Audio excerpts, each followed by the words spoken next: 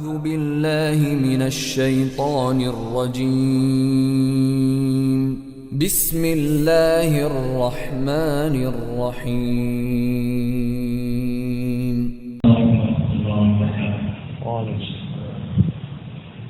الحمد لله حمدا كثيرا طيبا مباركا فيه كما أنه من الله أشهد أن لا إله إلا الله وحده لا شريك له وأشهد أن محمدا عبده ورسوله صلى الله عليه وعلى آله وصحبه وسلم تسليما كثيرا. يا أيها الذين آمنوا اتقوا الله حق تقاته ولا تموتن إلا وأنتم مسلمون. أما بعد فإن أصدق الحديث كتاب الله وخير الهدى هدى محمد صلى الله عليه وعلى آله وسلم وشر الأمور محدثاتها وكل محدثة بدعة وكل بدعة ضلالة وكل ضلالة في النار. Ibadallah rahimani wa rahimakumullah. Insyaallah pada sore hari ini kita mengambil satu hadis Abi Hurairah Muslim. Qala Rasulullah SAW, la yafraq mu'minun mu'minah in kariha minha khuluqan radiya minha akhar. La yafraq ay la yughid, janganlah membenci mu'minun mu'minah, seorang mukmin kepada mukminah. Maksudnya di sini adalah seorang suami kepada istrinya yang mukminah. In kariha minha khuluqan, kalau dia enggan darinya sebagian akhlak, radiya minha akhar, dia akan ridha dengan akhlaknya yang lain. Kita tahu bahwa perempuan itu khuliqat min dila, diciptakan dari tulang rusuk.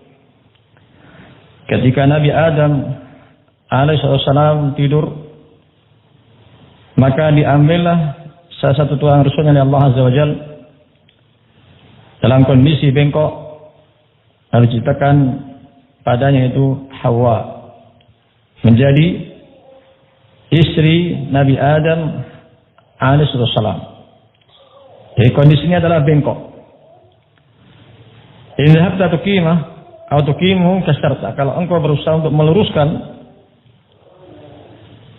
maka itu akan patah. Bagaimana bentuk patahnya? Akan cerai.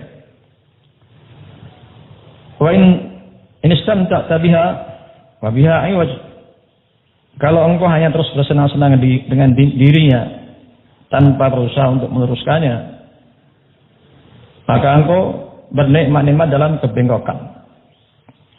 Ustausu bin nisa'i khaira, saya berusaha untuk ngasih nasihat kepada para wanita dengan nasihat yang baik. Kalau kita tahu bahwa perempuan itu ada sifat bengkok, apa kita akan terus mencari kesalahan yang dimiliki oleh perempuan tersebut atau oleh istri kita? Padahal Rasulullah menyatakan juga, kullu bani Adam khata' wa khairu khata'ina tawwabun.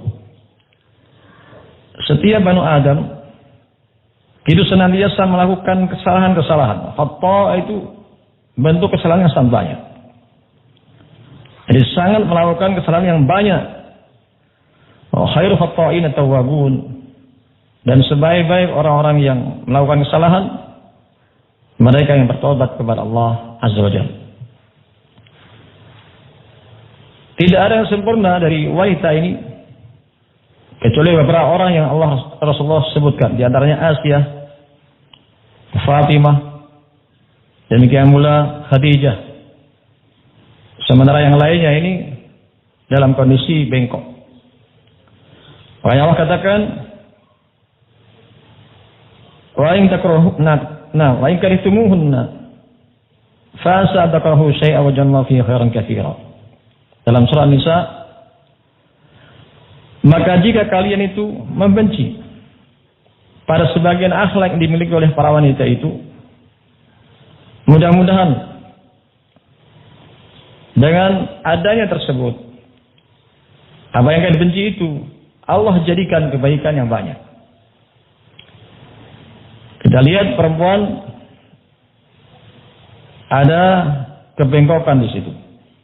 Kalau kita luruskan dengan lurus-lurusnya, ini akan patah dan akan timbul perceraian. Kalau kita nikmati tanpa ada nasihat, ini akan terus menikmati di atas kebengkokan, di atas penyimpangan. Ibadallah rahimakumullah. Lamma wada iblis arsyahu al-bahr.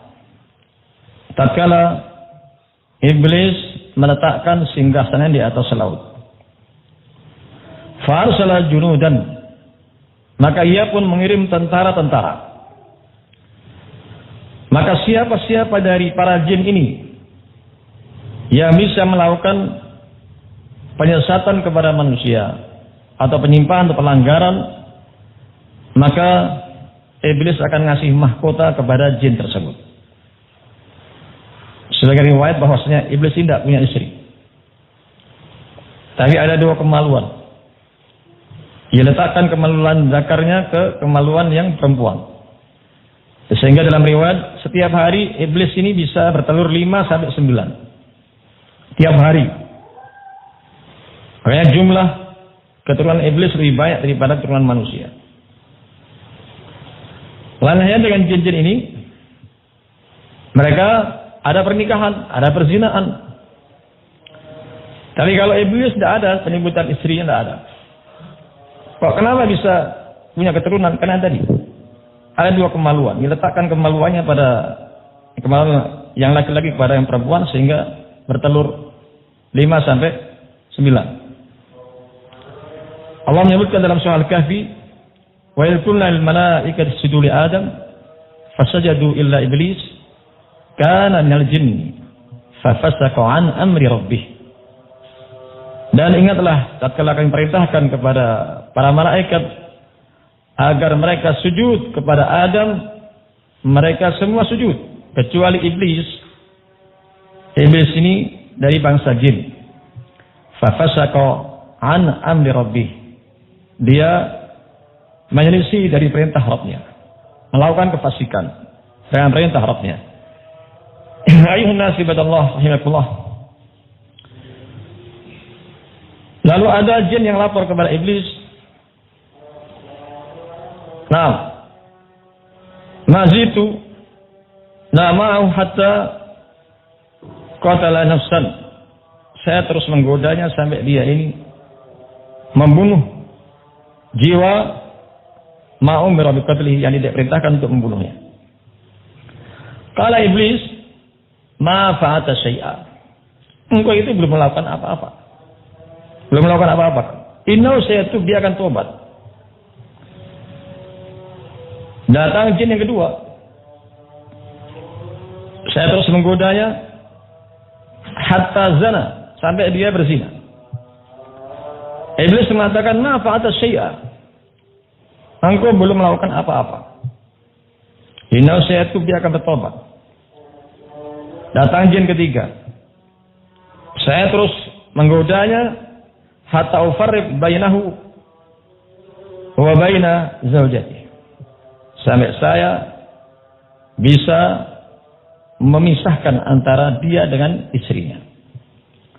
Qala iblis, anta, memang kamu ini adalah jin yang hebat sekarang. Kemudian wada'a at-taj 'ala ra'si. Lalu iblis meletakkan mahkota di atas kepala jin tersebut. Karena sukses berhasil memisahkan antara suami dan istri. Kalau sudah pisah suami istri, maka akan timbul demikian banyak madarat. Yang pertama, yurithu al-adawa wal-baghdha, akan menimbulkan permusuhan dan kebencian di antara suami istri. Yang kedua, tadhi al-aulad atau tadiyal aulad, terlantarnya anak-anak itu sendiri. Terlantarnya anak-anak. Yang kita bisa saksikan sendiri bagaimana saudara kita yang ta'addud kemudian tidak berlaku adil sampai mencerai istrinya, anaknya dia anak broken home, tidak terurus. Bahkan sebagian kampung preman, rambutnya dibuat kayak para preman pam itu, rambutnya disemir putih, semir hijau dan lain-lain. Saya lihat sendiri. Di saat ibunya sudah bercerai dengan bapaknya. Selanjutnya, yang ketiga, yuritu al-'adawa wal-baghdha baina usrati ar-rajul wal mar'ah. Timbul permusuhan dan kebencian pada kerabatnya suami dan istri. Jadi bukan hanya sebatas kebencian suami istri, keluarganya pun akan saling membenci. Dan yang keempat, takadzab bainahuma, akan berusaha berdusta di antara keduanya itu, membuat segala macam ucapan-ucapan suaminya, mantan suaminya begini begitu, nanti suami juga bilang mana istrinya melakukan begini dan begitu dengan kedustaan yang dibuat-buatnya. Bahkan ada di antara perempuan ini yang sudah masuk Ahlussunnah, ketika perempuan dicerai, dia punya anak indoktrin, sehingga anak ini benci betul kepada bapaknya sendiri. Bahkan ada rencana kalau besar saya akan bunuh. Itu saudara kita sendiri. Mereka lapor kepada saya, mau dibunuh itu bapaknya. Doktrin sedemikian rupa, membuat kedustaan-kedustaan demikian rupa. Kita masih ingat kisah tentang budak Namam yang suka mengadu domba di antara manusia. Dibeli oleh budak. Ketika sudah dibeli, budak ini bilang kepada majikan yang perempuan, ini suami kamu mau menyerahkan kamu, dan dia mau menikah dengan perempuan yang lain. Kalau engkau ingin tetap dicintai oleh suami kamu, oleh majikan, anda yang engkau potong jenggotnya dan rambutnya, engkau simpan, semacam guna-guna. Dipercaya oleh Sayyidah, majikan perempuan itu, kemudian lapor kepada Sayyid yang laki-laki, majikan laki-laki, mengatakan bahwa istrimu ini sudah punya calon laki-laki yang lain, dan nanti malam ada rencana untuk membunuh dirimu. Kalau nggak percaya, silahkan. Lihat nanti malam. Akhirnya suami tadi pura-pura tidur. Kemudian istrinya mendekat, membawa pisau. Ketika sudah dekat, langsung direbut, kemudian ditusukkan istrinya sampai mati. Dengan sebab Namam tadi. Kemudian dari pihak istri tidak terima, akhirnya suami pun dibunuh. Bukan hanya itu, sekarang kabilahnya, kabilah suami istri berbeda, sehingga timbul peperangan dengan sebab satu budak yang suka mengadu domba. Ibadallah rahimakumullah. Bagaimana Islam untuk menghadapi sikap seperti ini? Siapapun orangnya itu mesti ada kesalahannya. Bahkan Mubarak menyebutkan seandainya orang itu tahu tentang dosa dirinya, wa adal minal kalb, dia akan lebih rendah daripada anjing. Kalau tahu kesalahan dirinya, lebih rendah daripada anjing. Maka manusia dalam hal ini terbagi menjadi dua. Yang pertama, nadir atau mala an-nadhar ala syariatillah SWT. Dia ini bisa melihat sesuai syariat Allah SWT, bisa menimbang bainal hasanat wa sayyi'at, antara kebaikan-kebaikannya dan kejelekan-kejelekannya. Maka di saat kebaikannya jauh lebih banyak, maka dia akan berupaya untuk mempertahankan kebaikan-kebaikannya tadi. Ini kelompok yang pertama. Makanya Allah menyebutkan wala yajrimannakum syana'anu qaumin ala alla ta'dilu. Jangan menjadikan kebencian kepada suatu kaum menjadikan mereka itu tidak berlaku adil. Adilu huwa aqrabu bittaqwa. Berlaku adillah. Itu lebih dekat kepada ketakwaan. Ayuhan nas ibadallah rahimakumullah. Kelompok yang kedua ini menempuh thariq syaitan. Bagaimana menempuh thariq syaitan? Yaitu hanya melihat kesalahan-kesalahannya saja, tanpa melihat kebaikan-kebaikannya yang selama ini dilakukannya. Orang kalau sudah benci kepada fulan misalnya, apapun kebaikan oleh fulan ini nggak akan ada nilainya di mata orang yang benci. Sebaliknya, jika seorang sudah cinta kepada fulan, apapun kesalahan yang dilakukan oleh fulan, tetap berusaha untuk maafkannya. Berusaha untuk maafkannya. Dengan itulah Islam ibadallah ada melihat dari sisi al-hasanat wa sayyi'at. Bukan berarti nanti menempuh seperti muslimin. Kita tidak boleh menazir karena dia ini sholat, karena dia puasa, bukan seperti itu. Ini kalau madaratnya sangat besar, tidak mengapa kita tahzir orang tersebut, yang disebutkan kemarin itu. Tahzir orang tersebut karena madaratnya sangat besar bagi masyarakat. Jadi kalau kesalahan-kesalahan yang mungkin khilaf para ulama, yang disebutkan terjadi di Sulawesi, sebagian ustaz dalam masalah corona ini memilih untuk salat di rumahnya karena mengikuti fatwanya Lajnah Daimah. Sebagian lagi mengikuti pendapatnya Syekh Yahya Syabul Masjid Anbad dan lain-lainnya. Lalu bagaimana mereka itu berselisih? Luar biasa. Terjadi perselisihan sampai memboikot tidak salam antara satu dengan lain. Ini sama-sama Ahlussunnah padahal. Ditanyakan kepada Syekh Yahya bagaimana permasalahan seperti ini. Dia mengatakan, kalau saya sendiri kita berusaha untuk salat berjamaah. Akan tetapi saya tidak akan menahdir orang yang berpendapat tentang salat di rumah. Kalau memang dia nampak bagi dirinya itu memang betul ada madarat yang ada. Jadi kalau melihat salaf terjadi wabah amwas dalam sehari saja 70.000 yang meninggal dunia dalam sehari itu. Sehingga dari riwayat itu penduduk Mesir tinggal sepertiga. Bayangkan ini melanda di Syam, bagian Mesir juga tinggal sepertiga. Dan tidak sebagaimana kaum sekarang ini. Kemarin kejadian di Ngancar misalnya.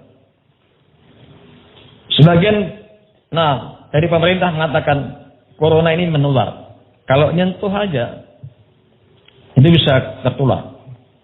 Lalu dibantah sama sebagian ikhwan yang sudah ngaji. Pak, ini istrinya tiap hari melayani suaminya. Tiap hari. Akan tetapi ketika dites ternyata negatif. Langsung merah mukanya itu. Merah mukanya. Yang melayani tiap hari tidak pakai masker, enggak tertular. Bahkan ada yang sengaja untuk menelan sebagian liur orang yang katanya terkena corona. Ternyata dia negatif. Ini kejadian nyata. Baik, berikutnya. Kejadian yang ada di daerah Pekalongan dan sekitarnya. Ada sebagian ikhwah yang beranggapan sholatnya di rumah dalam corona ini. Sebagian lagi mengatakan harus berjamaah. Yang dulunya ini biasa khutbah Jumat langsung dihentikan. Nggak boleh khutbah lagi sudah. Bagaimana dia itu ngasih khutbah? Oh, dia tidak bertakwa kepada sholat jamaah, tidak mau. Ini pendapatnya siapa? Ya, pokoknya orang yang harus berjamaah di masjid. Wahakadha ibadallah. Ini baru corona. Bagaimana kalau Dajjal yang keluar? Lebih parah lagi. Orang yang merasa keimanannya kuat, ketika bertemu Dajjal langsung ikut Dajjal. Ibadallah rahimanikumullah. Oleh itulah dalam permasalahan seperti ini kita ini lapang dada. Dan kita lihat bagaimana salaf terdahulu. Mereka berusaha untuk memberikan maaf. Dan berikan contoh-contoh para salaf bagaimana mereka berusaha untuk memaafkan yang lainnya. Contoh yang pertama, ketika Fathu Makkah. Bisa Rasulullah SAW dulu masih di Makkah dan para sahabat disiksa luar biasa. Disiksa luar biasa, ibadallah. Fathu Makkah, Rasulullah mengarahkan 10.000. Rasulullah umumkan siapa yang masuk Ka'bah aman, masuk rumah Abu Sufyan aman, menutup pintu rumahnya aman. Ketika sudah datang di Makkah, mereka hina. Rasulullah katakan, "Mata dunnun ani fa'alun bikum." Apa yang kalian sangka? Yang aku lakukan kepada kalian itu. Yang dulunya Rasulullah dikatakan sahir, bukan sihir. Syair, membuat puisi. Majnun, orang gila. Masyhur, terkena sihir. Belum dilempari batu. Belum para sahabat disiksa seperti Bilal bin Rabah. Lalu mereka begitu sudah polisinya kalah, berbalik sudah. Nah, anta akhun karim wa ibnu akhin karim. Engkau adalah saudara yang mulia, anak saudara yang mulia. Sudah berbalik arah sudah. Apa Rasulullah akan membalas mereka ini? Padahal kok mau membalas bisa. Rasulullah mengatakan izhabu fa antum tulaqa. Kalian pergi, kalian semua sudah bebas. Kalian semua sudah bebas. Lain hanya dengan Safwan ibnu Umayyah bin Khalaf. Ini bapaknya Umayyah bin Khalaf. Termasuk dulu yang menyakiti Rasulullah SAW. 7 orang. Abu Jahal, Uqbah bin Abi Mu'ayyid, Syaibah bin Rabi'ah, dan lain-lainnya. Termasuk Umayyah bin Khalaf. Yang menyakiti Nabi SAW dan para sahabatnya. Dan ayahnya terbunuh pada peperangan Badar. Siapa yang bunuh? Ternyata budaknya, yaitu Bilal. Bilal yang bunuh. Nah, majikannya yang dibunuh Umayyah. Lalu ditinggal oleh kaumnya dan Umayyah dalam ini Umayyah bin Khalaf orangnya gemuk. Jadi nggak bisa lari cepat. Akhirnya bilang kepada Abdurrahman bin Auf, tangkap saya. Kalau kamu bisa tangkap saya, nah kamu nanti akan mendapatkan ghanimah yang banyak. Karena akan ditebus nanti. Tapi Bilal nggak terima. Akhirnya Abdurrahman bin Auf tubuhnya di atas. Nah, Umayyah bin Khalaf dia tidak dibunuh. Tapi Bilal merintahkan bunuh dari bawah aja. Hanya dibunuh dari bawah. Sampai mati. Safwan ibnu Umayyah bin Khalaf. Ketika Fathu Makkah, dia lari menuju Jeddah naik ontanya. Dan disusul oleh Umar bin Wahab. Waktu itu. Nah, rencana apa? Rencananya membunuh diri. Mau nyebrutkan dirinya ke laut. Umar ini datang kepada Rasulullah SAW. Rasulullah ini Safwan Umayyah mau bunuh diri. Kalau panggil dia. Oh, dia akan percaya sama saya. Rasulullah kasih imamahnya. Ini bawa ke dia. Akhirnya Umar bin Wahab mendatangi Safwan Umayyah. Rasulullah sudah memberikan jaminan kepada dirimu. Hanya dia mau kembali. Mau kembali. Kemudian mengatakan, ya Rasulullah, yazun innaka amantani. Dia menyangka atau dia menyatakan bahwa engkau memberikan keamanan kepada saya. Kalau sudah benar dia. Akhirnya Sufyan mengatakan, amal Islam fa'antadir syahrain. Adapun masuk Islam saya tunggu 2 bulan lagi. Rasulullah mengatakan, laka arba asur. Saya kasih tanggung untuk kamu 4 bulan.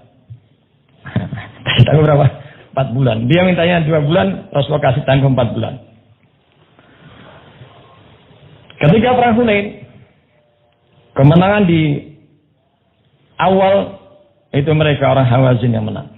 Setelah itu kaum muslimin yang menang. Mendapatkan rampasan perang sebanyak 24.000 onta, 40.000 kambing. Ini Sufyan ya dikasih 100 ekor onta. Tambah lagi dengan kambing-kambing dan yang banyak luar biasa. Antara al-ghanam wa ri'atiha bainal jabalain. Apa engkau melihat kambing-kambing itu dan juga penggembalanya di antara 2 gunung itu? Ya, aku melihatnya. Aku melihatnya. Qala tahibbu dzalik, apa engkau pengen itu? Oh, na'am. Qala huwa lak. Itu semua untuk kamu. Akhirnya dia balik ke kaumnya. Ya qaumi aslimu. Wahai kaumku, masuk Islam kalian. Fa inna Muhammadan yu'ti ata'an man la yasal faqr. Ini karena Muhammad ngasih pemberian tidak takut dengan kefakiran. Tidak sampai 2 bulan sudah masuk Islam. Ya Rasulullah kasih tanggung 4 bulan. Ini bentuk maafnya Rasulullah SAW kepada Sufyan bin Umayyah bin Khalaf. Lain halnya dengan Abu Sufyan bin Harith, anak paman Rasulullah SAW. Ini sangat memusuhi Islam luar biasa. Ketika Fathu Makkah, Abu Sufyan bin Harith mendatangi Nabi Muhammad SAW. Nah, fa'aradu anhu, ia pun berpaling. Rasulullah tidak mau melihat. Fa'aqbala an yaminihi, kemudian berusaha mendatangi dari arah kanannya. Rasulullah berpaling lagi. Fa'aqbala ala yasari, Rasulullah berpaling lagi. Ya Rasulullah, Muslim, ya Rasulullah, saya masuk Islam. Ini karena luar biasa itu, permusuhan yang luar biasa hingga Rasulullah seperti itu. Kemudian Musa mengatakan, ya Rasulullah, la yakun ibnu ammika min asqan nas, jangan sampai anak pamanmu ini menjadi orang yang paling sengsara. Iqbal terima dia. Nabi SAW belum menerimanya. Maka Abu Sufyan bin Harith mendatangi Ali bin Thalib, menangis dia. Masuk Islam, Rasulullah belum mau menerimanya. Maka Ali memberitahu kepada Abu Sufyan bin Harith, aku kasih kamu 1 ayah. 1 ayah dan engkau akan melihat bagaimana Rasulullah setelah itu. Maka Abu Sufyan menyebutkan ayat yang ditunjukkan oleh Ali bin Thalib. Laqad asabaqallahu alaina wa in kunna la khati'in. Sungguh Allah ngasih karunia kepada kamu. Nah, pemberian yang sangat banyak daripada kami. Dan sungguh kami adalah orang yang melakukan kesalahan. Begitu dibacakan ayat oleh Abu Sufyan atas inisiatif Ali bin Thalib, maka Rasul mengatakan, la tatriba alaikumul yaum. Yaghfirullahu lakum wa huwa arhamur rahimin. Enggak ada celah untuk kalian. Allah mengampuni dosa kalian.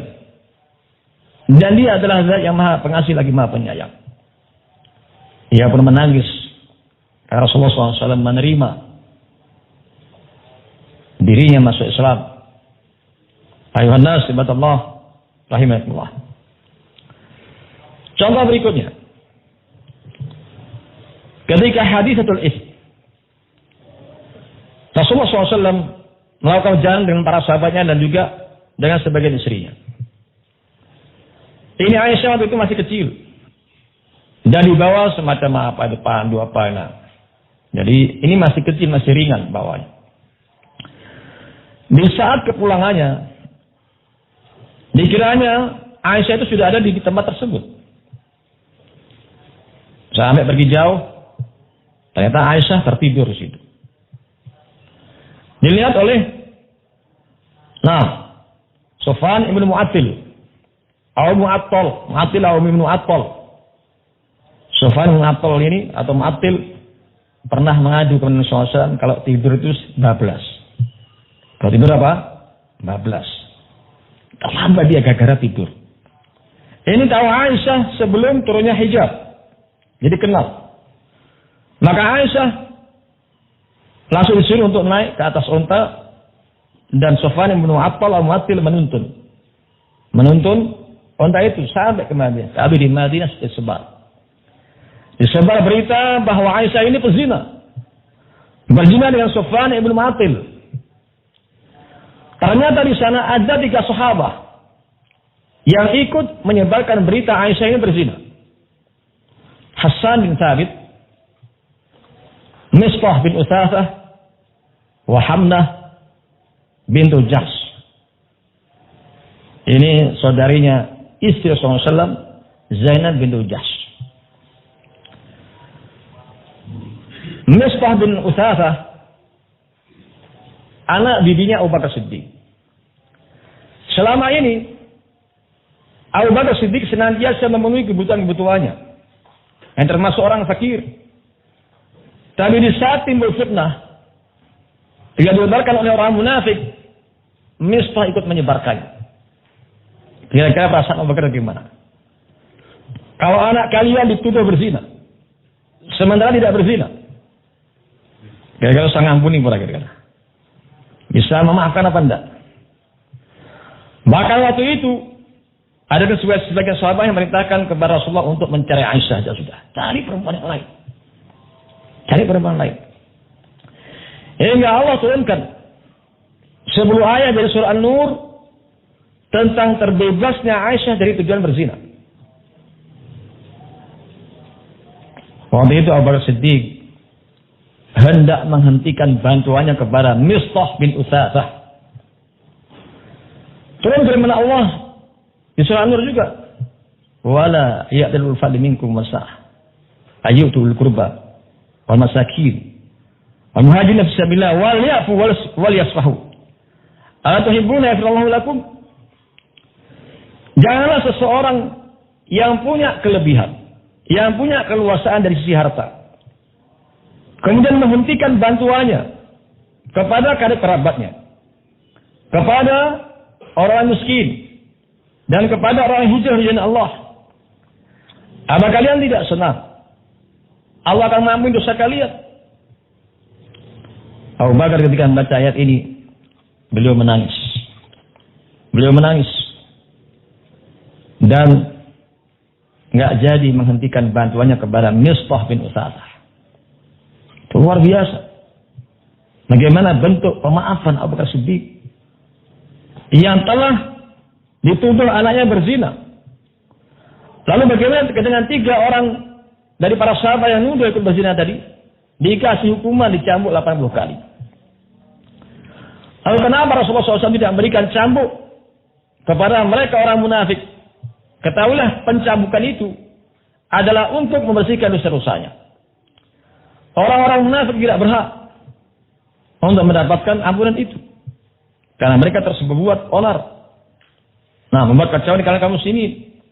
Sebenarnya Allah menyatakan innal munafiqina fid darkil asfal. Sebenarnya orang munafik itu di neraka yang paling bawah. Coba ibadallah, bagaimana bentuk maafnya Rasulullah SAW? Nah, kepada para sahabat, kepada orang baru masuk Islam. Bagaimana juga maafnya Abu Bakar Siddiq dan yang lainnya. Baik, kisah berikutnya. Ketika saudara-saudara Nabi Yusuf, Nabi Yusuf mengatakan, inni ra'aitu ahada asyara kawkaban wasyamsa wal qamara ra'aituhum li sajidin. Aku melihat 11 bintang, matahari dan bulan semua sujud kepadaku. Ayah mengatakan, jangan kau sebarkan ini kepada saudara-saudaramu yang lainnya. Dan bagaimana mereka sudah beranggapan bahwa perhatian Nabi Yakub tertuju kepada Yusuf. Hingga mereka mengatakan, "Uqtulu Yusuf, aw itrahuhu arda yakhlu lakum wajhu abikum wa takum ba'di qaumin shalihin." Kalian buang aja Yusuf. Atau enggak buang itu Yusuf, sehingga perhatian ayah kamu tertuju kepada diri kalian. Akan menjadi orang-orang yang soleh. Namun di antara mereka mengatakan, la taqtulu Yusuf. Jangan kalian bunuh Yusuf. Walafu fi wayatil jub, buang aja ke sumur. Akhirnya dibuang ke sumur. Seandainya tidak ada orang-orang berusaha untuk ngambil air ke situ, mungkin Nabi Yusuf sudah mati. Bagaimana akan bertahan di dalam sumur? Hanya ada air. Hanya diambil oleh orang dan dijadikan sebagai budak. Dijadikan budak. Nabi Yusuf, anaknya Nabi, dijadikan budak. Dan bagaimana pula tatkala mereka sudah datang kepada Yusuf, waktu itu Nabi Yusuf sudah menjadi menteri istilahnya. Qalu iyasriq qad saraqa akhul lahu min qabl. Kalau Benyamin ini mencuri, saudaranya yaitu Yusuf sudah mencuri sebelumnya. Masya Allah. Tapi ketika sudah datang kepada Nabi Yusuf, dan kalian tahu siapa ini dan siapa saya, maka ini adalah Benyamin, ini disebutkan saya adalah Yusuf, adalah kalian. Maka mereka mengatakan, qalu laqad atharaka alaina wa in kunna la khati'in. Sungguh Allah ngasih karunia kepada dirimu yang melebihi daripada kami, dan kami termasuk orang salah. Nabi Yusuf mengatakan, la tathriba alaikumul yawm, yaghfirullahu lakum. Tidak ada celah untuk kalian. Allah ampuni dosa kalian. Dimaafkan, padahal sudah melakukan demikian banyak usaha untuk membunuh. Bahkan juga membuang ke sumur. Dia jadi budak, di penjara, masih dikatakan pencuri lagi. Nabi Yusuf maafkan mereka semua. Wa ma zadallahu 'abdan bi'afin illa 'izza. Tidaklah Allah menambah bagi seorang hamba itu pemaaf, kecuali dia akan semakin mulia.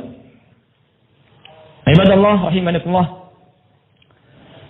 Kisah berikutnya kita sebutkan di zaman salaf, ketika ada budak yang membawa makanan, budak perempuan membawa makanan kepada majikannya, tiba-tiba makanan ini jatuh. Fa ghadiba ghadban syadida. Maka tuannya itu marah luar biasa. Tapi budaknya ingat firman Allah. Qalat, ya Sayyidi, Allah Ta'ala yaqul, wahai tuanku, Allah berfirman, wal kadhimin al ghaib, menahan dari marah. Maka tuannya dia langsung mengatakan, kadzamtul ghaib, saya sudah menahan marah. Teruskan oleh budak perempuan tadi. Allah Ta'ala yaqul wal 'afin nas, dan maafkan manusia. Majikannya mengatakan, qad afautu anki, aku sudah kasih maaf kepada kamu. Lalu budaknya melanjutkan, wallahu yuhibbul muslimin, Allah senang kepada orang yang berbuat kebaikan. Faqala dzalika as-sayyid, maka tuan tadi mengatakan, anti hurrah liwajhillah, engkau adalah merdeka sudah dalam mengharapkan wajah Allah SWT. Masya Allah, luar biasa ini. Bagaimana dia berlapang dada ketika disebutkan firman Allah SWT, wal kadzibina ghairul 'afin nas wallahi bil muslimin. Dan ini paling sulit. Bagaimana kalau ada orang yang zalimi kita, malah kita kasih hadiah? Bisa enggak kira-kira itu? Sebagian salaf kalau dihibahi, kirim hadiah kepadanya. Kenapa? Karena dia telah memberikan pahala kepadanya. Man uti'a ata'an falyujiz. Siapa yang dikasih pemberian, hendaknya dia ngasih imbalan. Fa'ilam yajid falyusni. Kalau dia tidak mendapatkan upaya untuk mengembalikan itu, untuk memberikan imbalan, hendaknya dia mendoakan. Faman asna faqad syakarallah wa man katama lam yashkurillah. Barang siapa yang mendoakan, dia bersyukur kepada Allah. Dan siapa yang diam, dia tidak bersyukur kepada Allah. Yang sebagian salah bayangkan, ketika digibahi, kasih hadiah. Kenapa? Karena dia sudah kirim pahala kepada saya. Makanya saya kasih hadiah itu. Ini sahabat ya. Bagi kita luar biasa. Kalau orang mukul misalnya kita kasih hadiah. Kira-kira gimana itu? Orang mukul kita kasih hadiah. Berat, luar biasa. Ibadallah, hayakumullah. Ketika terjadi pertemuan di kalangan para sahabat, waktu itu Rasulullah SAW tidak hadir. Ada Khalid bin Walid, ada Abdurrahman bin Auf, ada Abu Dzar, Abu Musa al-Asy'ari, ada juga Bilal bin Rabah. Waktu itu membicarakan masalah perang. Bagaimana mengatur strategi perang. Abu Dzar mengusulkan ayat ala di kada wa kada. Nah, dia melakukan seperti ini. Apabila Bilal, akhta ya Abu Dzar, engkau ini salah. Hai Abu Dzar. So, Abu Dzar marah. Hatta anta ya benar sauda, sampai engkau juga, wahai anak perempuan kulit hitam. Masya Allah. Kata Bilal, kata fa'anna, ya Rasulullah SAW, saya akan naikkan perkara ini kepada Rasulullah SAW. Maka Rasulullah menjumpai Abu Dzar. Ayat tadi ummi, abang kau cela dia dengan sebab ibunya. Ini budak perempuan kulit hitam. Inna fika, inna kamru'un fi jahiliyah. Engkau ini adalah laki-laki yang masih ada unsur jahiliyah. Abu Dzar mengatakan, sampai saya sudah tua seperti ini, Rasulullah, saya masih ada perkara jahiliyah. Qala na'am, iya. Akhirnya dia berusaha untuk mencari Bilal bin Rabah. Ketika bertemu dengan Bilal bin Rabah, langsung Abu Dzar meletakkan kepalanya di tanah. La arfa ra'si hatta ta'a narjika ala nam ra'si. Saya tidak akan naikkan kepalaku sampai engkau meletakkan kakimu di kepala saya. Lihat bagaimana Bilal. Langsung dia memeluknya. Ana la ata. Ala ra's. Atau ala wajh. Sajada lillahi sajdah. Saya tidak akan meletakkan kaki ke wajah orang yang sudah sujud kepada Allah sekali. Apalagi engkau sudah sujud berapa kali. Coba lihat bagaimana bentuk pemaafan Bilal bin Rabah ketika dicela dengan sebab ibunya kulitnya hitam, budak lagi. Dan ini terjadi di masyarakat. Kadang kita mencela saudara kita dengan sebab hidungnya pesek, dengan sebab pendek, dengan sebab gemuk, dengan sebab kurus. Padahal Allah yang ciptakan hamba-hambanya. Kalau kita mencela dari sisi khalqiyah, bentuk ciptaannya, berarti kita mencerca Allah SWT. Islam tidak boleh seperti itu. Ya ayyuhalladzina amanu ayasra qawmun min qawmin asa yakunu khairan minhum. Wa la nista'u min shay'in asa yakunu khairan minhum. Wahai orang beriman, janganlah sebagian meremehkan atau merendahkan sebagian lainnya. Boleh jadi yang diremehkan lebih bagus daripada yang meremehkan. Jangan pula para wanita meremehkan kepada wanita yang lain. Boleh jadi yang diremehkan lebih bagus daripada yang meremehkan. Kita tidak tahu siapa yang antara kita ini yang paling tinggi derajatnya. Bisa jadi orang yang banyak diam, ternyata derajatnya paling tinggi daripada kita yang banyak ngomong. Ayuhan nas ibadallah hikmullah. Kita masih ingat kisah bagian Malik bin Dinar ketika melihat penduduk Kufah, mereka sholat istisqa dari pagi sampai malam, nggak turun hujan. Tiba-tiba ada budak, kulitnya hitam, hidungnya pesek, pendek. Tengok-tengok ke sana kemari, salat 2 rakaat, berdoa kepada Allah minta hujan, langsung turun hujan. Akhirnya ditandai oleh Malik bin Dinar. Dia pergi kemana arahnya, dicari-cari, dibuntuti, diikuti oleh Malik bin Dinar dan masuk ke rumah yang jelek. Di saat Malik bin Dinar ingin beli budak, ditawarkan budak-budak yang tampan, yang kuat, yang perkasa. Lalu Malik bin Dinar, ada nggak selain daripada ini? Nggak ada lagi sudah. Kemudian diralat, oh ya ada di sana, tapi nggak pantas dijual. Akhirnya Malik bin Dinar mencari itu, yang katanya nggak pantas dijual. Ternyata orang tersebut ibadah Allah, yang doanya dikabulkan oleh Allah Azza wa Jalla. Sementara penduduk Baghdad ini, bayangkan penduduk Baghdad berdoa dari pagi sampai malam nggak turun hujan. Ini orang budak turun hujan.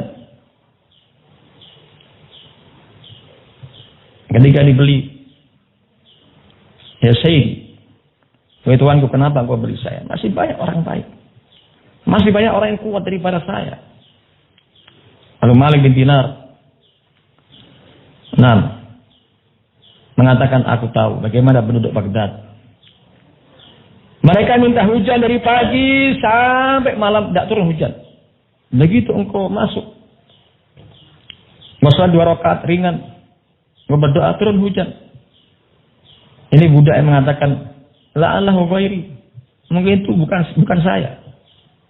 Qala bal ant, bahkan itu kamu. Engkau melihat diriku, wahai Sayyidi? Iya, aku melihat dirimu. Aku mengawasi dirimu. Maka semenjak itu budak ketika sholat mengatakan, Allahumma ya sahib sir, inna sirra qad istahara wa ana la astati an aish ba'da ma istahara. Wahai zat pemilik rahasia, ini rahasia sudah mulai terbongkar dan saya tidak bisa hidup setelah rahasia terbongkar. Tidak selang berapa lama budak itu meninggal dunia. Bayangkan ibadah Allah. Sesungguhnya di sana rubba asah akbar madfu bil abwab la aqsama 'ala Allah la barrah. Boleh jadi seorang yang rambutnya kusut, banyak debu, ditolak dari pintu ke pintu. Kalau minta izin langsung ditutup itu pintu. Rambutnya kusut, banyak debunya, orang fakir. Lau aqsama 'ala Allah la barrah, dia bersumpah atas nama Allah. Dia berdoa kepada Allah, Allah kabulkan doanya. Tapi kita yang banyak hartanya, yang tampan menjaga penampilan, bisa jadi doa-doa kita ini enggak sampai menembus langit kepada Allah. Sehingga dia perlu bagi kita untuk saling merendahkan ada satu yang lain. Bisa jadi yang kita rendahkan jauh lebih tinggi daripada kita. Ibadallah rahimanikumullah. Demikian pula ada kisah yang lainnya. Ada seorang badui yang waktu itu menuntun mengendarai untanya. Kemudian dia istirahat di bawah pohon. Ternyata unta tersebut memakan sebagian buah pemilik mazra'ah, pemilik kebun itu. Pemiliknya pun marah. Fa'akhadha hajaran kabira. Maka pemilik kebun itu mengambil batu yang besar. Ia lemparkan ke unta tersebut sampai mati. Badui tadi marah. Jadi marah dia. Faqatala sahibal mazra'ah. Ia bunuh pemilik kebun itu. Ini di masa Umar bin Khattab. Akhirnya ditangkap itu. Badui ditangkap. Dan hendak diberikan hukuman qisas, mau dibunuh. Ketika sudah ditentukan hari hanya, ini Badui datang, ya mukminin amhilni salasa ayyam. Ya mukminin berikan tangguh kepada saya. 3 hari. Karena saya ini menyimpan harta miliknya anak-anak yatim. Dan tidak ada seorang pun yang tahu kecuali saya. Izinkan. Kasih tempo 3 hari. Maka Mukminin mengatakan, siapa akan menjamin ini? Menjamin. Berkali-kali Amirul Mukminin Umar, nggak ada para sahabat yang berani menjamin. Karena ini orang asing, nggak ada yang kenal. Akhirnya Abu Dzar yang tampil. Ana yang mukminin, saya akan menjamin. Lalu Umar mengatakan, kamu tahu bagaimana konsekuensi penjamin? Kalau dia nggak datang, kamu akan dibunuh. Iya, saya tahu. Akhirnya Bani tadi pergi. Hari pertama nggak datang, hari kedua nggak datang, hari ketiga nggak datang juga.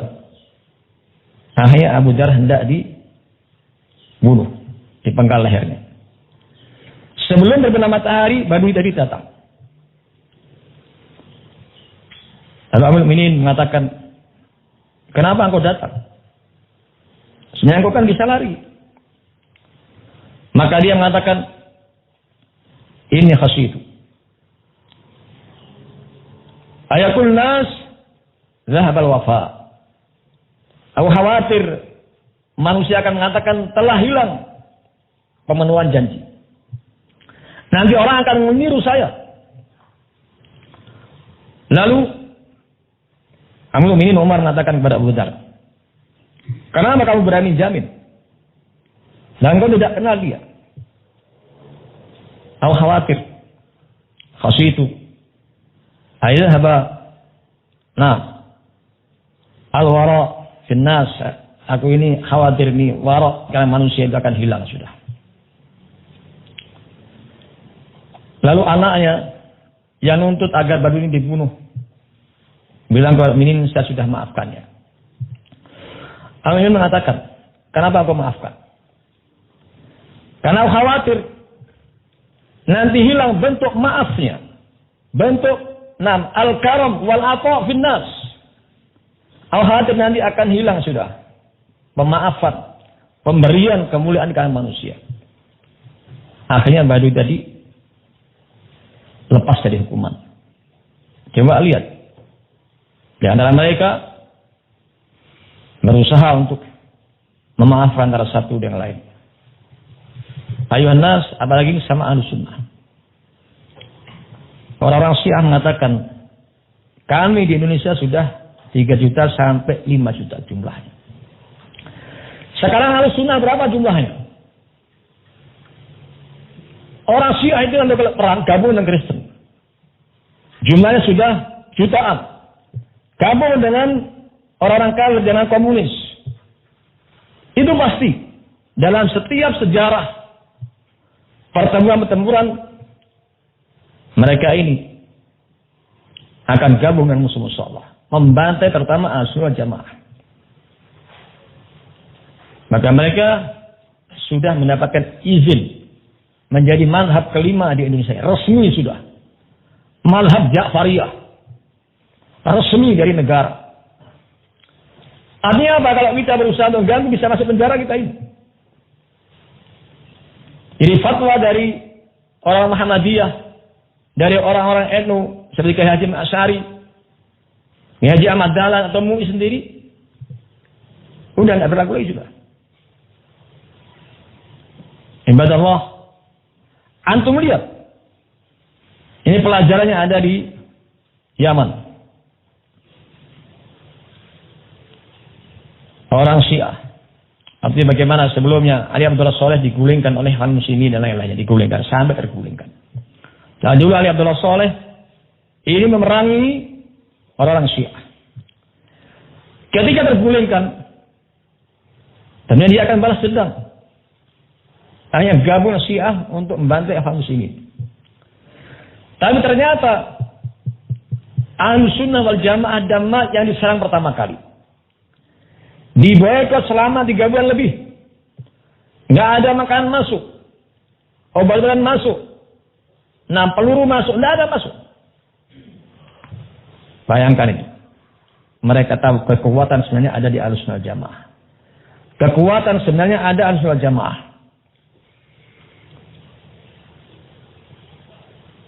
7 masyaikh, hanya 1 yang terang-terangan melawan Syekh Yahya. 6 masyaikh yang dulu ditunjuk oleh Syekh Mukbil, semua gabung dengan Syiah, alasannya kami adalah orang lemah. Itu bisa dibayangkan.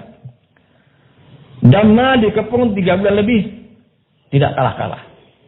Tapi karena senjatanya habis, pelurunya habis, anak obatan habis, makan nggak ada. Syekh itu akan kalah nantinya. Disuruh pergi, meninggalkan Damma, pergi ke Hudaidah. Di Hudaidah sudah demo di sana, penolakan dari orang Sufiyah. Akhirnya Sunnah bercerai-berai ke sana kemari. Tempat-tempat lain seperti Son'a, ibu kota terbesar di Yaman, hanya dalam tempo 3 hari sudah dikuasai Syiah. 3 hari aja. Dammat yang luasnya tidak sampai 1 kilo. Nah, 1 kilometer persegi. 3 bulan lebih tidak terkuasai. Sampai ke Aden ibu kota kedua. Dan sampai sekarang juga. Ketika saya berada di Ma'arif, ini tahu kekuatan ini ada di sana. Hanya merang Ma'arif, walaupun belum sampai ke Markis.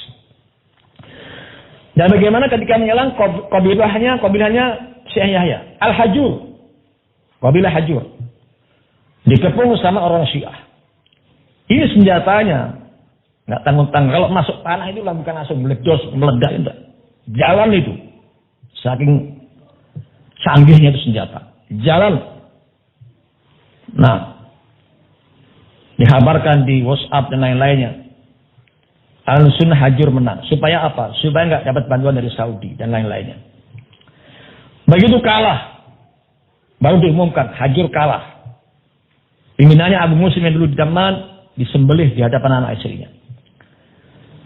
Lalu 400 pemuda disembelih. Pemuda-pemuda Al-Sunnah wal Jamaah. Harus ingat ke sana, ibadah Allah. Musuh kita ini sangat banyak. Belum dari bangsa jin, belum iblis yang kita lihat Nabi Zakaria terbunuh gara-gara siapa? Iblis. Jumlah mereka jauh lebih banyak. Kalau kita tidak beriman, beramal soleh, siapa yang ngasih bantuan? Wa man nasru illa min indillah.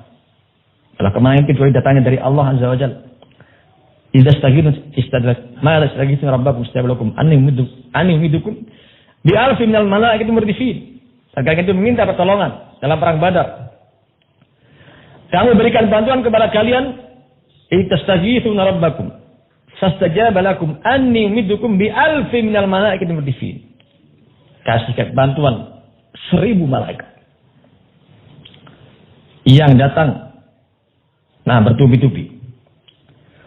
Orang-orang kafir dibantu iblis dan para jin yang lainnya. Masya Allah. Ada yang menjelma jadi Suraqah bin Malik ketika dikejar oleh orang Islam, masuk ke laut. Lihat pula dalam perang Uhud, para jin membantu, jin-jin yang kafir membantu orang kafir. Dalam perang Uhud ini kaum muslimin kalah. Kalian melisih perintah Rasulullah SAW. Sampai itu syaitan dengan suara lantangnya, ayyuhal muslimun, ukhrakum. Wahai kaum muslimin, musuh-musuh kalian itu nyerang dari belakang. Menyerang dari belakang. Akhirnya di depan, berusaha balik arah nyerang yang di belakang. Padahal ini orang-orang Islam sendiri. Yang diserang orang-orang Islam sendiri. Dengan sebab syaitan yang suara lantang tadi. Hingga ayah Hudzaifah dikeroyok oleh para sahabat. Dia mengatakan, Abi, itu ayah saya, itu ayah saya. Tapi mereka tak bunuh, dikiranya musuh. Tidak dicela karena terbunuhnya dia, tidak. Akan tapi sedihnya Hudzaifah, kenapa ayahnya terbunuh? Karena kesalahan dari para sahabatnya. Maka Rasulullah memberikan tembusan. Sebanyak 100 ekor unta diberikan kepada Hudzaifah. Tapi Hudzaifah tidak menerimanya. Diserahkan lagi kepada Baitul Mal. Dan memaafkan kepada mereka Para sahabat yang telah membunuh ayahnya dalam keadaan salah. Bayangkan kalau ayah kita dibunuh oleh teman kita. Misalnya lagi berburu, ditembak ayah kita. Perasaan kita ini bagaimana? Bisa tidak maafkan? Ini Hudzaifah maafkannya. Luar biasa ibadallah. Ini berapa kisah. Jadi pelajaran bagi kita supaya ada saling memaafkan. Dan lihat juga kebaikan-kebaikan banyak secara kita ini. Mereka sawamu. Mereka banyak berpuasa. Tidak perlu kita cari kesalahan-kesalahannya, tidak perlu kita cari sudah. Hadis Amr bin Murrah. Ketika seorang laki-laki mengatakan, ya Rasulullah, ara'aitan shallaitul khamsa wa sumtu ramadana wa adaitu zakata mali wa hajjatu aina ana. Ya Rasulullah, kalau saya sholat 5 waktu, puasa Ramadan, bayar zakat, melakukan ibadah haji, di mana saya? Rasulullah katakan, man fa'ala hadza, siapa pun melakukan seperti ini, fa innahu ma'an nabiyyin wa siddiqin wa syuhada'i was shalihin, dia itu di surga bersama para nabi, para siddiqin, orang jujur, was syuhada, orang mati syahid, dan orang saleh. Illa ayyauqdu walidayhi, kecuali dia durhaka kepada orang tuanya. Ini Ahlussunnah insyaallah tidak ada yang durhaka kepada orang tuanya insyaallah. Kalau melakukan arkanul Islam, masuk surga bersama dengan para nabi, wasiddiqin, wasyuhada, wassalihin. Termasuk juga para wanita. Ali Abdurrahman bin Auf. Rasulullah mengatakan, idza shallatil mar'ah khamsaha wa shamat syahraha wa halat farjaha wa ata'at zawjaha fakila laha udkhilil jannah min ayyi abwabil jannah syi'ti. Jika ada seorang perempuan salat 5 waktu, puasa Ramadan, menjaga kemaluannya dari berzina, menaati suaminya, dikatakan kepadanya, silahkan masuk surga dari pintu mana saja yang kamu kehendaki. Bayangkan bisa masuk dari 8 pintu surga. Mau pintu jihad, mau pintu puasa, mau pintu sedekah, mau pintu salat. Bisa ini perempuan yang melakukan 4 perkara tadi. Luar biasa. Insya Allah ini adalah Ahlussunnah tidak sampai berzina. Perempuan-perempuan taat kepada suaminya. Soal 5 waktu dijaga, puasa Ramadan. Bagaimana akan kita tahzir, kita jauhkan, dan lain-lainnya. Ibadallah, inilah kajian sekilas tentang satu hadis. La yafraq mu'minun mu'minah in kariha minha khuluqa radiya min akhar. Janganlah seorang mukmin membenci mukminah, kalau dia benci sebagian akhlaknya, dia akan ridho dengan akhlaknya yang lain. Dan demikian, semoga bermanfaat. Assalamualaikum warahmatullahi wabarakatuh.